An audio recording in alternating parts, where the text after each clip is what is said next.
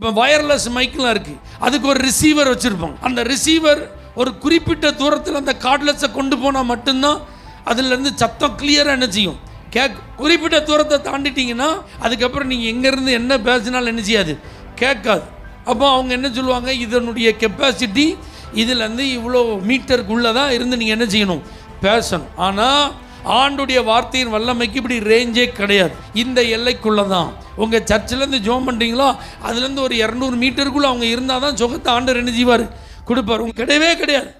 நாம் ஜெபிக்கும் நபர் எந்த இடத்துல இருந்தாலும் ஆண்டுடைய வார்த்தையின் வல்லமை அனுப்பி நாம் ஜெபிக்கும் போது, விசுவாசித்து நாம் அறிக்கையிடும் போது, இந்த வார்த்தையில் உள்ள வல்லமை ஆமை கடல் கடந்து கூட போகும். ஒருவேளை நீங்கள் போக முடியாத இடங்களுக்கு கூட கர்த்தருடைய வார்த்தையின் வல்லமை என்ன செய்யும், கடந்து போகும். இன்றைக்கும் இயேசுவின் வார்த்தையில் உள்ள வல்லமை சமீபத்தில் மாத்திரமல்ல, தூரத்திலும் கிரியை செய்து கொண்டிருக்கிறார்.